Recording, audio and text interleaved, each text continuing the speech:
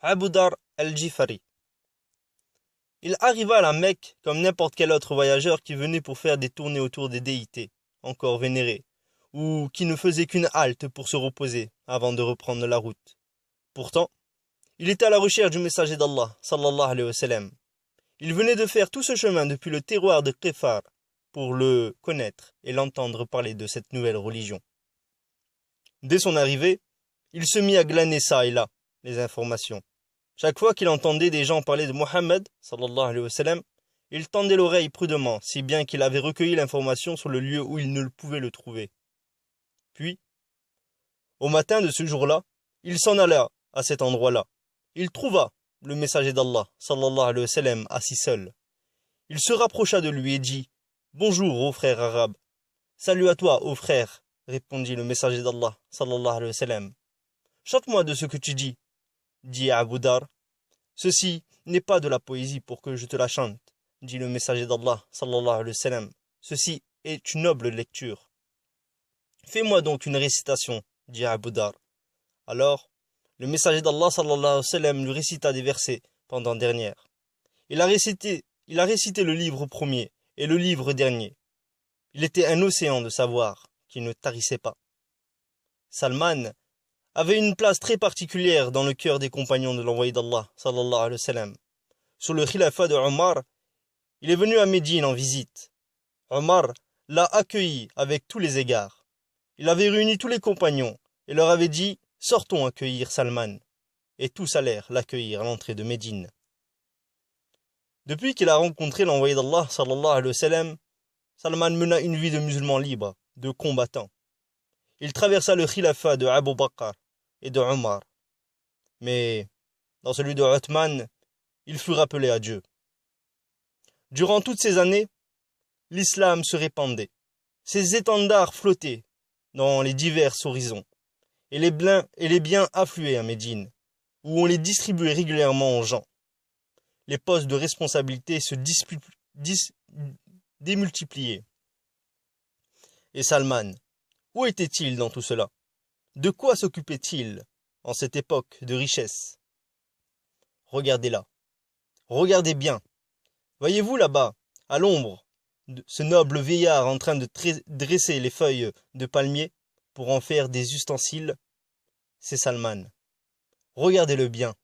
Vous le voyez habillé d'un vêtement court, si court qu'il lui arrivait aux genoux. Pourtant, le don qu'il touchait était considérable, entre 4000 et 6000 dirhams par an. Il distribuait tout, sans garder le moindre sou, en disant « J'achète avec un dirham des feuilles de palmier et je les travaille. Puis, je les vends à 3 dirhams.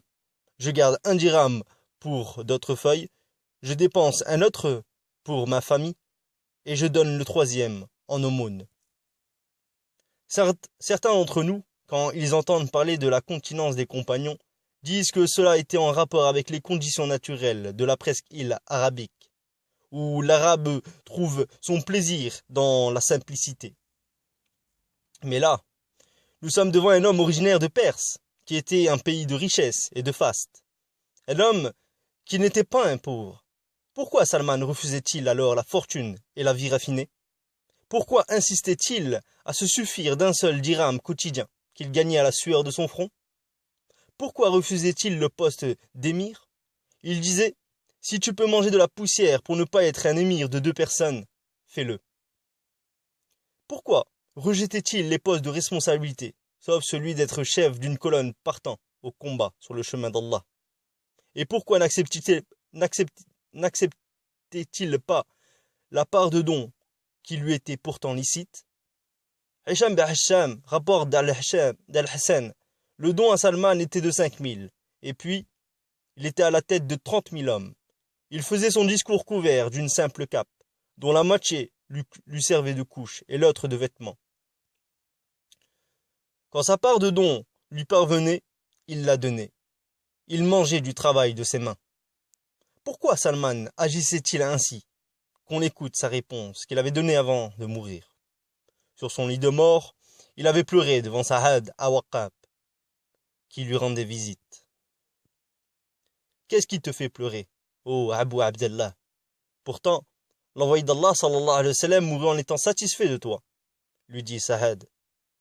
Par Allah, dit Salman, je ne suis pas affligé par la mort, et je ne suis pas attaché à l'ici-bas.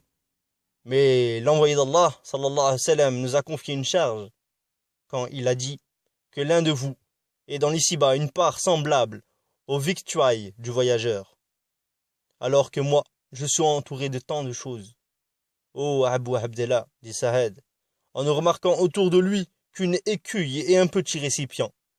Recommande-nous quelque chose que nous garderons de toi. Oh Sahad, rappelle Dieu quand, dans ton souci, tu t'apprêtes à agir, quand tu t'apprêtes à prendre une décision et quand tu t'apprêtes à distribuer avec ta main. Voilà l'homme. Il a respecté scrupuleusement la recommandation de l'envoyé d'Allah, sallallahu alayhi wa sallam, en ayant une simple écuille dans laquelle il mangeait, ainsi qu'un récipient avec lequel il buvait et faisait ses ablutions. Et pourtant, il avait eu les larmes aux yeux avant de mourir. À l'époque où il était émir d'El-Madain, rien n'avait changé dans sa personnalité. Il avait continué à vivre de la confection des feuilles de palmier. Un jour, alors qu'il était dans la rue, il vit un homme arriver de Damas avec une charge de figues de dattes. Ce dernier, étant fatigué par le poids, cherchait des yeux un pauvre porteur. Dès que ses yeux tombèrent sur Salman, il l'appela. Salman prit la charge et s'en alla avec l'étranger. Sur le chemin, quand tous deux passèrent près d'un groupe d'hommes, Salman leur lançait le salut, et eux lui répondirent debout, salut sur l'émir. L'homme se dit aussitôt, quel émir désigne-t-il? Son étonnement s'accrut encore quand il vit quelqu'un accourir et dire à Salman, ô émir, laisse, on va porter cela. L'homme sut alors qu'il avait eu affaire à l'émir de la ville. Il essaya de ne pas laisser la charge sur les épaules de Salman, mais Salman refusa de la tête, en disant non, jusqu'à te faire parvenir à ta destination. Un jour, on lui posa la question, qu'est-ce qui te fait répugner le poste d'émir? Il répondit, c'est la saveur de son sein, quand on le prend à l'aigreur de son sevrage. Un autre jour, son compagnon entra et le trouva en train de pétrir la pâte. Il lui dit, où est la servante? Salman lui répondit, nous l'avons envoyée pour que Abu Dar écoute attentivement. Puis Abu Dar n'attendit pas beaucoup de temps pour proclamer Ashhadu an la ilaha illallah, Ashhadu anna Muhammadan Rasulullah. D'où es-tu, frère arabe? Dit le messager d'Allah, sallallahu alayhi wa sallam. De Qifar, répondit Abu Dar. À cette époque, le messager d'Allah, sallallahu alayhi wa sallam, esquissa un large sourire significatif. Abu Dar sourit aussi, et sut au fond de lui le sens du sourire de son interlocuteur. Oui, la tribu de Qifar était réputée pour le brigandage de ces hommes. Ces derniers étaient des pillards redoutés dans toute l'Arabie. Comment se fait-il que l'un d'eux vint embrasser l'islam, alors que l'islam était encore une religion méconnue? En racontant lui-même cette rencontre, Abu Dar dira, en outre, le prophète sallallahu alayhi wa sallam s'est mis alors à regarder de haut en bas, par étonnement de ce qu'il avait arrivé des Qifar. Puis il a dit, Dieu guide qui il veut. C'est vrai, Abu Dar est l'un de ces guidés, à qui Allah subhanahu wa ta'ala veut du bien. Déjà, avant d'embrasser l'islam, il était un révolté contre l'adoration des idoles, qui tendait à croire à une créature sublime. C'est pourquoi il se dirigea vers la Mecque, dès qu'il entendit parler d'un prophète qui dénonçait l'adoration des idoles. Abu Dar, de son vrai nom, Jumbum Jinada, se convertit donc à l'islam, dès qu'il entendit les premiers versets de la bouche du messager d'Allah, sallallahu alayhi wa sallam. Dans le classement des musulmans, il est le 5e ou le 6e. Par ailleurs, il était d'une nature bouillante. Il était fait pour être toujours révolté contre le faux. Et maintenant, le voilà, en train de voir des pierres taillées auxquelles on courbait les chines. Alors, il devait dire quelque chose, lancer un cri avant de partir. Il dit au messager d'Allah, sallallahu alayhi wa sallam, Ya Rasulullah, que me recommandes-tu? Le prophète sallallahu alayhi wa sallam lui répondit, tu reviens dans ton peuple, jusqu'à ce que mon affaire te parvienne. Abu Dar ne se retint pas de dire sur le champ, par celui qui détient ma vie dans sa main, je n'y retournerai qu'après avoir crié l'islam dans la mosquée. Ainsi était sa nature rebelle. Était-il possible qu'Abu Dar retourne silencieux chez lui à l'instant où il découvrait un monde nouveau? Non. Cela était insupportable pour lui. Après quoi, il entra à la mosquée sacrée et dit de sa plus haute voix, « J'atteste qu'il n'y ait de Dieu que Dieu, et j'atteste aussi que Mohammed est l'envoyé de Dieu. » À notre connaissance, c'était la première éclat de voix musulman qui défia l'orgueil des Quraysh. Un éclat de voix lancé par un étranger qui n'avait ni lien de parenté, ni protection à la Mecque.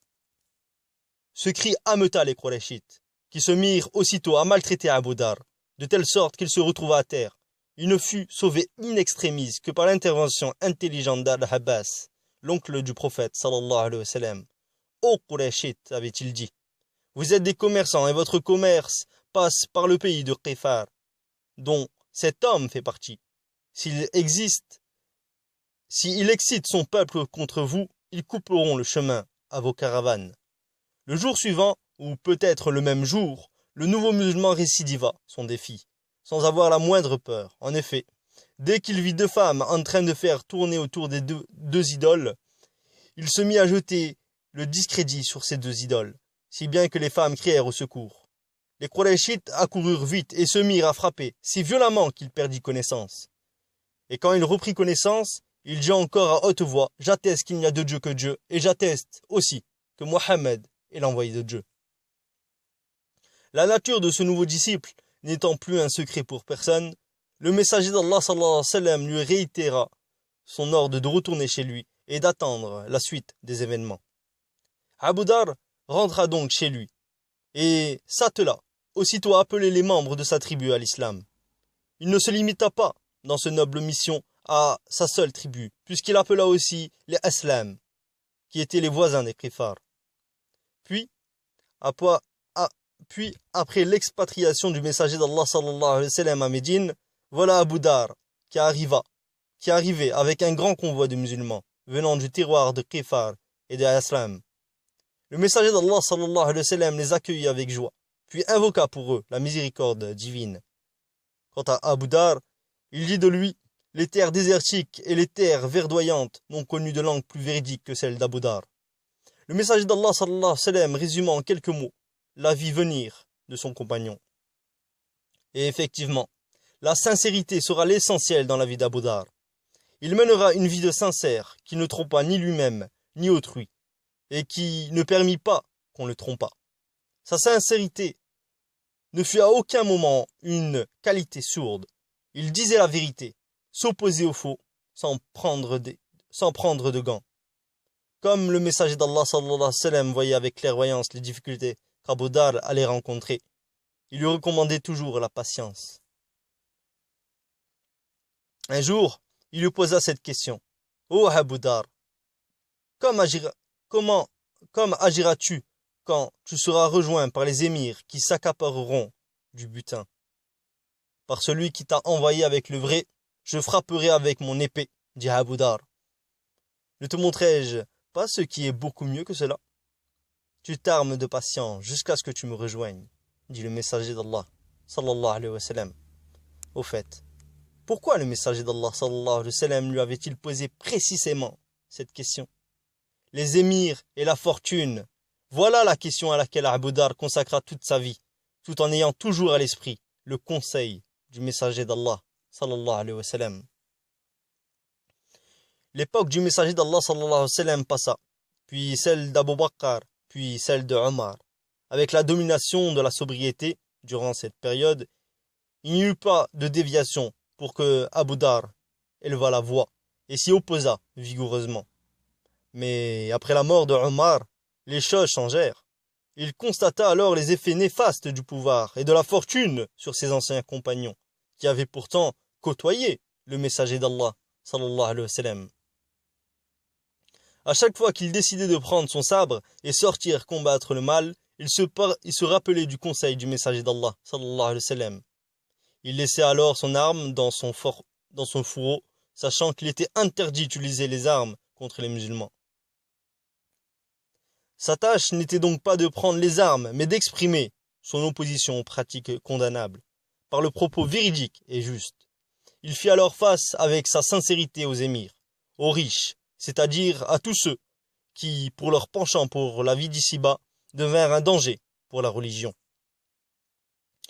L'opposition d'Abu Dar au centre du pouvoir et de la fortune devint si importante que son nom fut connu de tout le monde.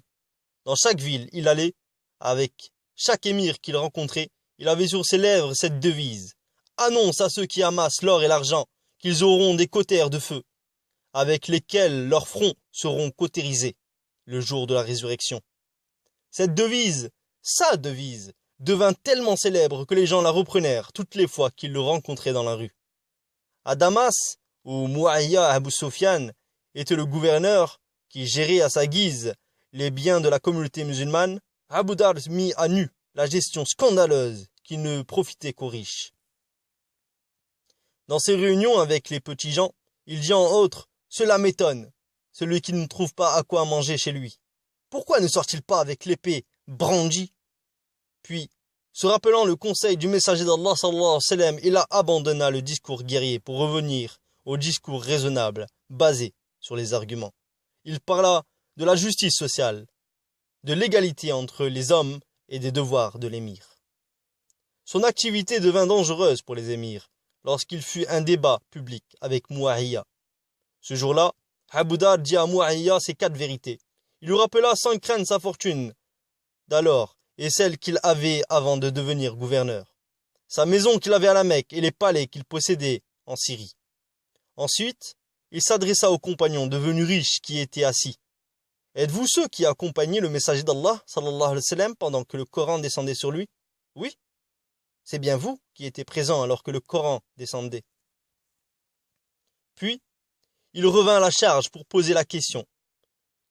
Ne trouvez pas dans le livre d'Allah subhanahu wa ta'ala ceux qui thésaurisent l'or et l'argent sans en faire dépendre sur le chemin de Dieu annoncent-leur un châtiment douloureux pour leur jour où l'or ou l'argent porté au rouge du feu de la guéhenne leur brûleront le front, les flancs, le dos. Voilà ce que vous avez thésaurisé pour vous-même. Savourez donc ce que vous thésaurisez. Mu'ayya intervient pour dire « Ces versets ont été révélés à propos des gens du livre. » Mais Abu Dar répliqua « Non, ils ont été révélés pour nous et pour eux. » Puis il continua à conseiller Mu'ayya et ses semblables de remettre les fermes, les palais et tous les autres trésors publics. Après le débat, Mu'ayya envoyait au calife Uthman une lettre, dans laquelle il se plaignait en ces termes. Abu Dar a corrompu les gens en Syrie. Alors, Uthman convoqua Abu Dar à Médine. Celui-ci rentra effectivement et eut avec le calife un long entretien, à la fin duquel il dit « Je n'ai pas besoin de votre monde ». Puis, quand Uthman l'invita à rester près de lui, à Médine, Abu Dar demanda la permission de se retirer à Ar-Rabda. Il eut cette permission. À Ar-Rabda, il reçut la visite d'une délégation d'Al-Kufa. On lui demanda de diriger la révolte contre le calife, mais lui le mit en garde contre une telle action, avec des mots très clairs. Par Allah, si Uthman me crucifie sur la plus longue planche ou sur une montagne, j'écouterai et j'obéirai et je patienterai. S'il me renvoie chez moi, j'écouterai et j'obéirai et je patienterai. À méditer cette réplique, on comprend qu'Abu Dar était resté respectueux du conseil du messager d'Allah, sallallahu alayhi wa sallam. Par ailleurs, il resta durant toute sa vie le regard braqué sur les fautes commises par les fortunés et les détenteurs du pouvoir. Il détesta tellement le poste de responsabilité et la fortune qu'il préféra éviter ses anciens compagnons devenus responsables. Une fois, Abu Musa al-Shari, se précipitant à la rencontre, en lui disant « Bienvenue à mon frère », Abu Dar lui répliqua sèchement « Je ne suis plus ton frère, je l'étais avant que tu ne deviennes un émir. » À une autre occasion, il se comporta de la même façon avec Abu Huraira. À ce dernier, il avait dit « Laisse-moi tranquille, n'es-tu pas celui à qui on l'a donné le poste d'émir, si bien que tu es devenu propriétaire de constructions, de bétail et de terres cultivées? En outre, quand on lui proposa l'émirat d'Irak, il répondit: par Allah, non, vous ne m'attirez jamais par votre ici-bas. Un jour, un compagnon à lui le vit avec un vêtement très ancien. Il lui dit: n'as-tu pas un autre vêtement? Il y a quelques jours, j'ai vu dans tes mains 2 vêtements nouveaux. Ô fils de mon frère, répondit Abu Dar, je les ai donnés à quelqu'un qui en avait plus besoin que moi. Par Allah, tu en as très besoin, fit remarquer le compagnon. Mon Dieu, pardonne-lui. Toi, tu magnifies d'ici-bas. Ne vois-tu pas cette burda que je porte? Et puis, j'ai une autre pour la prière du vendredi. Et puis, j'ai une chèvre dont je trais le lait et une ânesse qui me sert au transport. Y a-t-il un bienfait meilleur que celui que nous avons? En rapportant des hadiths du messager d'Allah sallallahu alayhi wa sallam, il avait dit une fois: mon ami m'a recommandé 7 choses. Il m'a ordonné d'aimer les pauvres et d'être proche d'eux. Il m'a ordonné de voir celui qui est en dessous de moi et de ne pas voir celui qui est au-dessus de moi.